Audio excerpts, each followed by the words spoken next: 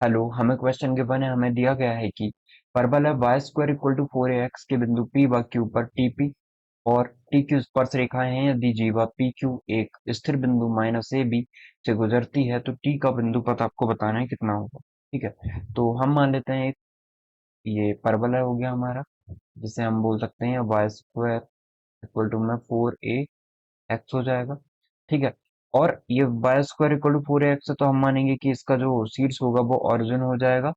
ठीक है, और इस तरीके से हम एक्सेस ड्रॉ कर देते हैं, ये एक्स एक्सेस हो जाएगी। ये रफ डायग्राम है तो थोड़ा सा मैनेज कीजिएगा आप।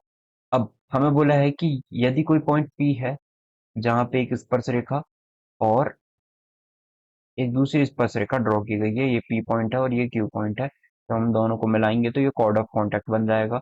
ये पॉइंट टी है और ये चूंकि इससे बनने वाले सारे का बिंदु पथ निकालना है, तो हम मान लेते हैं कि ये टी को हम एच और के पॉइंट मान लेते हैं। अब पी और क्यू, पी की जो रेखा है वो एक पॉइंट से होके जा रही है, स्थिर पॉइंट से, minus a b. Minus a b तो यहाँ होगा नहीं।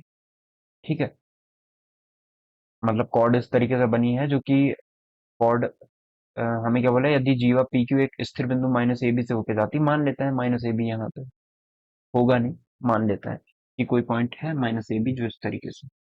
अब हमें पता है कि जब कॉर्ड ऑफ कांटेक्ट की बात की जाती है तो पी क्यू पर टी कितना होता, टी की वैल्यू कितनी आएगी, जीरो आ जाएगी। कॉर्ड ऑफ कांटेक्ट पे टी की वैल्यू जीरो आती है। आई होप आपको ये पता होगा, ये कॉन्सेप्ट आपको पता होगा। और कॉर्ड ऑफ कांटेक्ट का जो इक्वेशन होती है वो कितनी होती है, y into y one equal to में 2a x plus x one, जहाँ पे एक्स वन वाई वन क्या होते हैं, ये होते हैं x one y one t के निर्देशांक।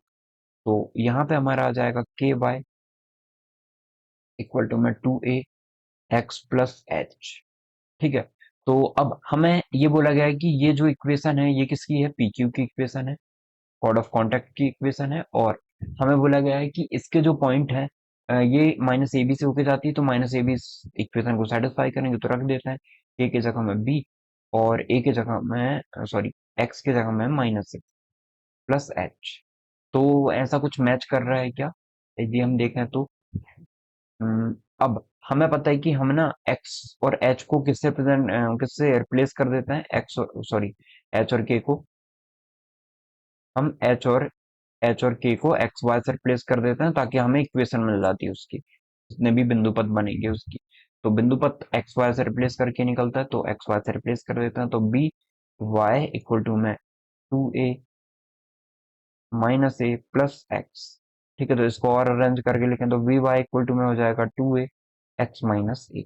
ऐसा कोई इक्वेशन दिख रही है, देख लेते हैं। B equal to 2a X minus A, यही हमारा करेक्ट आंसर हो जाएगा। आई होप आपको समझ में आया होगा कि हमने इस क्वेश्चन को कैसे सॉल्व किया है। Thank you.